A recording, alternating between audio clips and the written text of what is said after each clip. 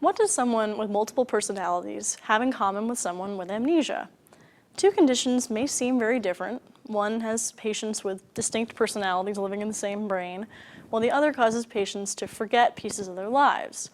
Yet both are categorized as dissociative disorders, which is a general term for disorders that cause disturbances in consciousness, memory, identity, or perception.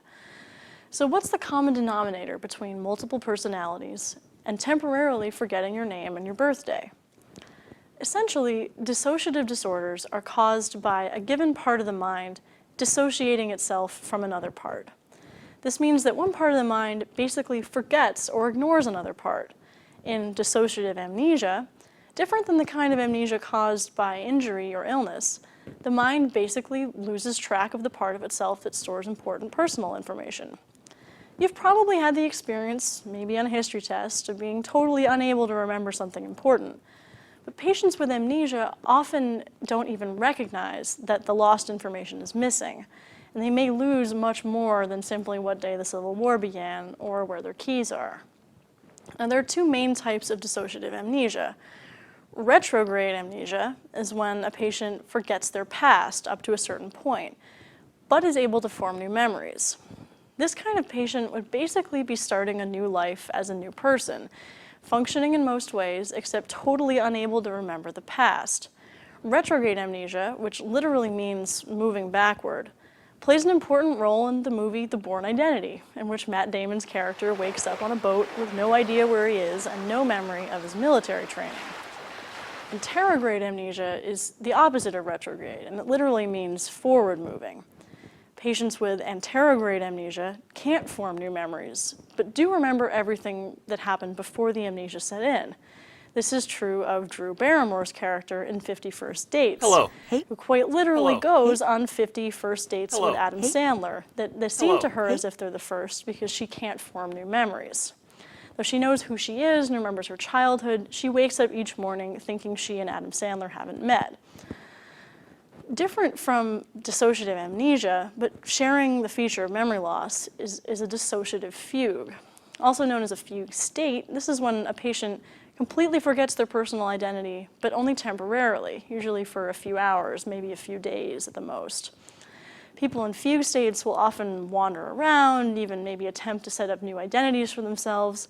A man in an extended fugue state might go apply for a new job, go on a date with a woman, find himself an apartment, all while his wife and children are frantically looking for him. Fugue states are usually set off by environmental stressors, like a traumatic event. Once the patient remembers who they are, memories of what happened during the fugue state are totally wiped. It's like it happened to somebody else. Now, it is in this sense that split or multiple personalities is related to the other dissociative disorders. Imagine you speak two languages and think about what it's like to switch fluidly from one language to another. Now imagine that each language is attached to a specific personality. This is stranger, but some bilingual people do say they think and behave slightly differently in the different languages they speak. Now imagine that these personalities actually can't access each other's memories and know nothing about each other. That's probably not something you have experience with, but it's what patients with multiple personalities really feel on a daily basis. There's a TV show called The United States of Tara that explores this phenomenon. A middle-aged mother of two named Tara transitions into other personalities when she comes under stress, including Alice, who's sort of a 1950s housewife, Buck, a male Vietnam War veteran, and T, who's a teenage girl. Split personalities are formally known as a dissociative identity disorder. Patients report that experiences undertaken by one personality are not remembered by the other. They're hidden away in another part of the mind in a similar way as the events of a fugue state are hidden once the patient is recovered. But some patients' multiple personalities actually exhibit different patterns of electrical activity in the brain, as if they truly were different people. Other patients have electrical activity that's the same, though, across these personalities, so it's unclear whether this is really a marker of the disorder.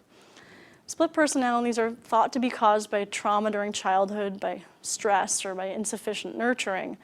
Many patients even report physical or sexual abuse during childhood. Dissociative disorders cause the brain to inappropriately segregate itself in a way to create amnesia or the experience of multiple personalities.